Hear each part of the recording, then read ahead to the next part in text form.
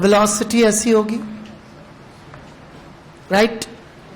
ये position vector are होगा। हमारे पास दो ऑप्शंस हैं, ये या फिर ये। कौन सा अच्छा है? फर्स्ट ग्रीन की रेड मतलब ब्लू? ब्लू ज्यादा अच्छा है। ब्लू ज्यादा अच्छा क्यों है? क्योंकि u cos theta easily known है, वेलोसिटी इजीली नोन है इस मोमेंट की, और r से ज्यादा आसान है r sin थीटा निकालना, क्योंकि r sin theta would be maximum height. Okay, बढ़ू मैं आगे?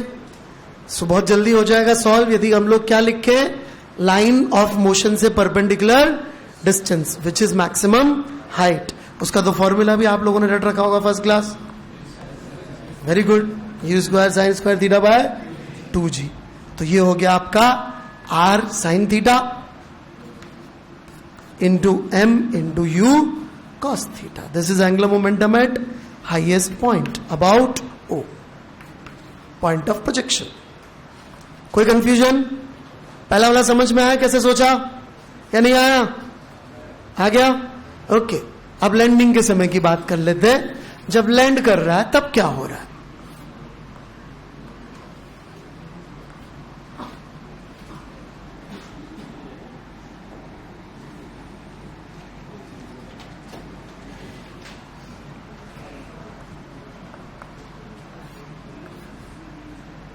ऐसे लैंड कर रहा है, this is range, this is u, this is u cos theta. इस बार क्या चीज इजीली अवेलेबल है? r इजीली अवेलेबल है कि नहीं है? Easily available. डिफिकल्ट पार्ट क्या है? u, उसका अपन कंपोनेंट ले लेंगे। सो एंगुलर मोमेंटम क्या हो जाएगा? m u sine theta, line joining से परपेंडिकुलर वाला कंपोनेंट वेलोसिटी का, लाइन ज्वाइनिंग से वेलोसिटी का परपेंडिकुलर वाला कंपोनेंट दिख रहा है कि नहीं? Into range. शायद नहीं आया समझ में? यही तो था ना अपना, ये पार्टिकल था, ये आर था, ये वेलोसिटी थी। तो यदि ये इजीली अवेलेबल है तो अपन v sine theta into R लिख देंगे। ये इजीली अवेलेबल है तो v into R sine theta लिख लेंगे। नहीं आया समझ में? रेंज की वैल्यू पुट कर दीजिए, विच वुड बी, ये तो अपन ने सबसे ज्यादा रटा था।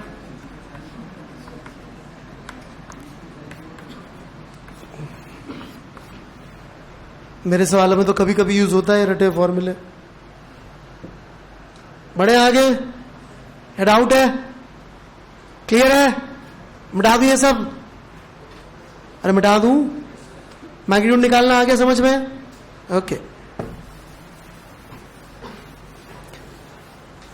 नाउ ये दो वेक्टर्स का क्रॉस प्रोडक्ट था।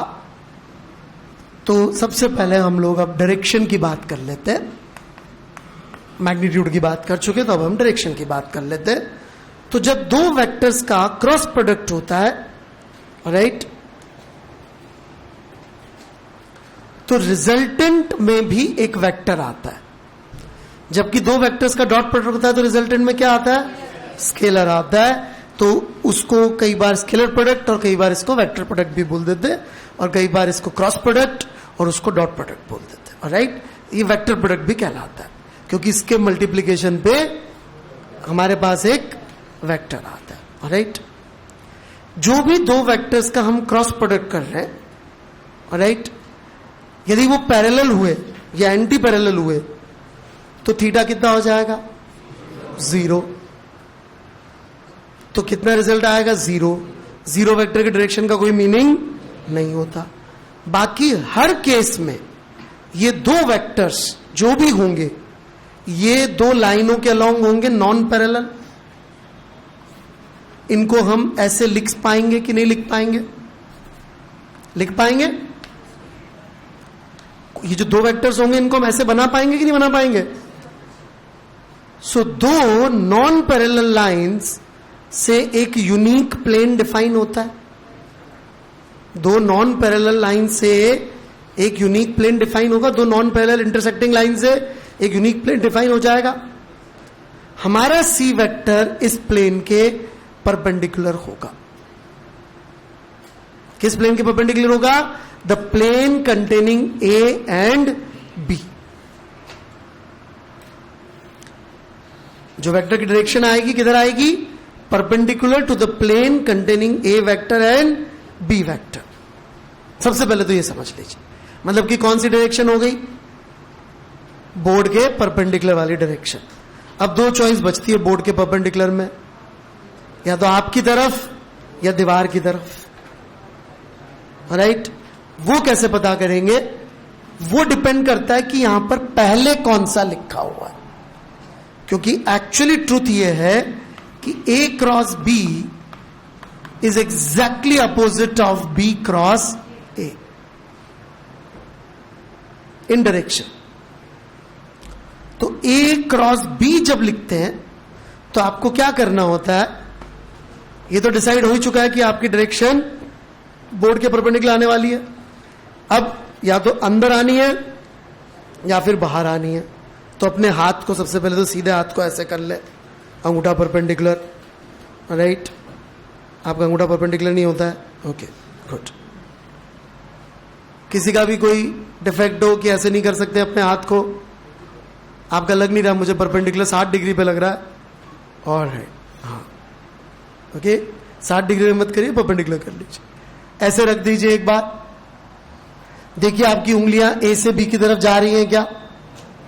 नहीं जा रही हैं. किधर रखना है? जो वेक्टर पहले लिखा हुआ है उसके अलोंग अपने सीधे हाथ की उंगलियां कर दीजिए. ए से बी की तरफ आपकी उंगलियां मोस्ट प्रोबेबली नहीं मुड़ेंगी. अब ऐसे रख के देख लीजिए. अब क्या ए से बी की तरफ उंगलियां मुड़ रही है? तो ये वाली डायरेक्शन हो गई ए क्रॉस बी की, आउट ऑफ द प्लेन. किसकी तरफ उंगलियां स्ट्रेच करनी है? जो वेक्टर पहले लिखा हुआ है.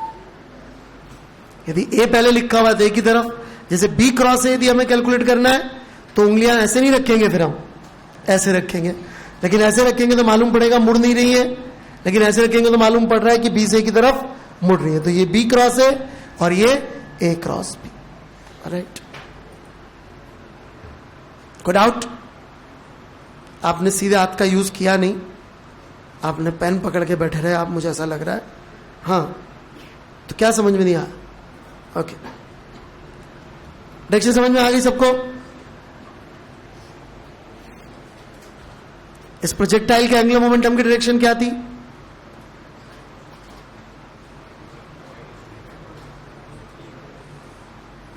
इनटू द बोर्ड या आउट ऑफ द बोर्ड?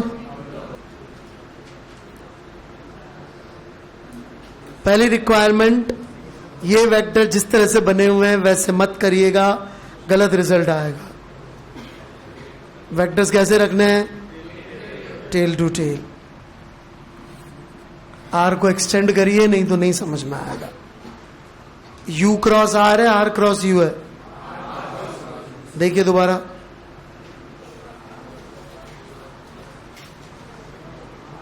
किधर आ रहा है?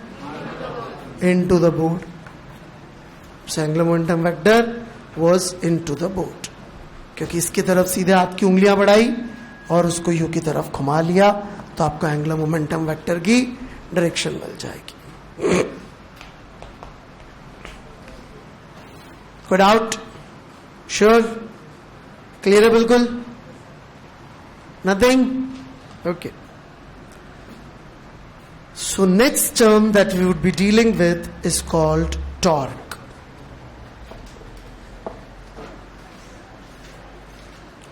Torque.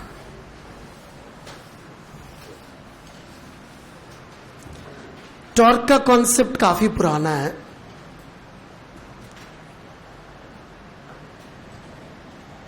आर्किमिडीज ने कहा था, if you give me a sufficiently long lever, I can lift the earth. शायद कोई का साइंस में इंटरेस्ट हो तो ये सुना हो। हाँ, खास इंटरेस्ट है नहीं अपना। हाँ, अच्छा, ओके। तो इतना पुराना है टॉर्क का कंसेप्ट। इनफैक्ट फोर्स का कॉन्सेप्ट पता नहीं लोगों को कब समझ में आया, लेकिन टॉर्क का काफी पहले समझ में आ गया था, क्योंकि लिवर समझते हैं? राइट, लिवर मतलब फलक्रम, मतलब कि मान लीजिए हमें कोई भारी चीज को उठाना हो तो हम ऐसे रखते हैं और यहां फोर्स लगाते हैं तो वो भारी चीज इजीली मूव हो जाती है। Right, that is called liver. इतना पुराना है टॉर्क का कंसेप्ट कि डंडे, लंबा सा डंडा लेके फोर्स लगाते कई बार तो चीजें मूव हो जाती हैं, यदि आपने कभी देखा। वो फोर्स की एबिलिटी टू कॉज रोटेशन ज्यादा नहीं है। बेसिकली ये क्या कर रहे हैं, ये दरवाजा है, ये उसकी हिंज है, राइट, और ये करीब करीब यहां फोर्स लगा रहे। इस फोर्स की ability to cause rotation is not same as इस फोर्स की एबिलिटी टू कॉज रोटेशन। यदि आप हैंडल के पास फोर्स लगाएंगे हल्का फुल्का भी तो आप देख सकते हैं कितना आराम से दरवाजा चल रहा है, लेकिन यदि आप यही फोर्स इधर ट्रांसफर कर देंगे तो आपको मालूम पड़ेगा कि कुछ खास असर नहीं हो रहा है। यदि आपको किसी ने वेक्टर्स गलत पढ़ा दिए थे, हाई प्रोबेबिलिटी है इस बात की, यदि आपको किसी ने पढ़ा दिया था कि vectors can be shifted parallel to themselves, तो उसको माफ कर दीजिए, उसको नहीं पता वेक्टर्स के बारे में कुछ भी। This is absolutely nonsense statement, क्योंकि the vectors can be shifted parallel to themselves and no effect is there. तो आप जाइए जरा हिंज से फोर्स लगा के दरवाजे को घुमा के दिखा दीजिए, जाइए करिए, shift the vector parallel to itself, see if it act similarly. So it is a completely nonsense statement that vectors can be shifted parallel to themselves. यदि आपने ऐसा कुछ सुना है तो अनफॉर्चुनेटली वो गलत था। वेक्टर्स को हम शिफ्ट पैरेलली नहीं कर सकते जब चाहे तब। It depends on the application कि आप किस फील्ड में उसकी एप्लीकेशन पढ़ रहे हैं। यदि आप मैकेनिक्स में पार्टिकल डायनेमिक्स पढ़ रहे हैं तो may be you can shift forces parallelly, कोई खास फर्क नहीं पड़ेगा। परंतु यदि आप रोटेशन पढ़ रहे हैं तो इसी फोर्स को पैरेलल शिफ्ट करने से फर्क बहुत ज्यादा पड़ जाएगा, बहुत ज्यादा। राइट, क्योंकि क्या चीज चेंज हो रही है वही हम लोग यहां पे डिस्कस करेंगे। ओके, टॉर्क का डेफिनेशन वेक्टर्स आने के बाद इस तरह से दे दिया गया। वेक्टर के पहले भी था ये डेफिनेशन दुनिया में, ऐसा कोई बात नहीं है, R क्रॉस F। अगेन आप देख सकते हैं कि मैं ये बोलूं कि एक ऑब्जेक्ट पे 5 न्यूटन का फोर्स लग रहा है, गुड इनफ। मैं ये बोलूं एक ऑब्जेक्ट पे 5 न्यूटन मीटर का टॉर्क लग रहा है, बैड आइडिया। क्यों? क्योंकि मुझे क्या बताना पड़ेगा, किस पॉइंट के अबाउट। मैं ये बोलूं इस ऑब्जेक्ट का momentum 5 metre per second, 5 kilogram metre per second है, इट्स ओके। मैं बोलूं इसका angular momentum 5 kilogram metre square per second है, बैड आइडिया, क्योंकि मैंने नहीं बताया किसके अबाउट। तो ये चीज की आदत आपको एंगुलर वेरिएबल्स में डालनी पड़ेगी कि यहां पर हमें हर बार समझ में आ रही मेरी बात? पक्का? तो आप देख सकते हैं आर कहां से नाप रहे, इस केस में लेट से हिंज से। तो जो टॉर्क हम यहां से प्रोड्यूस करेंगे यही सेम फोर्स लगा के, अब तो मैं इनको सेम फोर्स भी नहीं कहूंगा, आपने रट रखा होगा F1 = F2। मेरे हिसाब से तो भले ही दोनों वेक्टर का मैग्नीट्यूड सेम है, डायरेक्शन भी सेम है, लेकिन हम इन दोनों को एक वेक्टर की तरह ट्रीट नहीं कर सकते, क्योंकि F1 जो टॉर्क प्रोड्यूस करेगा वो ऑलमोस्ट 0 है, जबकि जो ये टॉर्क प्रोड्यूस करेगा वो अच्छा खासा ज्यादा है। इसीलिए आर्किमिडीज ने कहा था यदि आप मुझे लंबा सा लिवर दे देंगे तो मैं पृथ्वी को उठा लूंगा।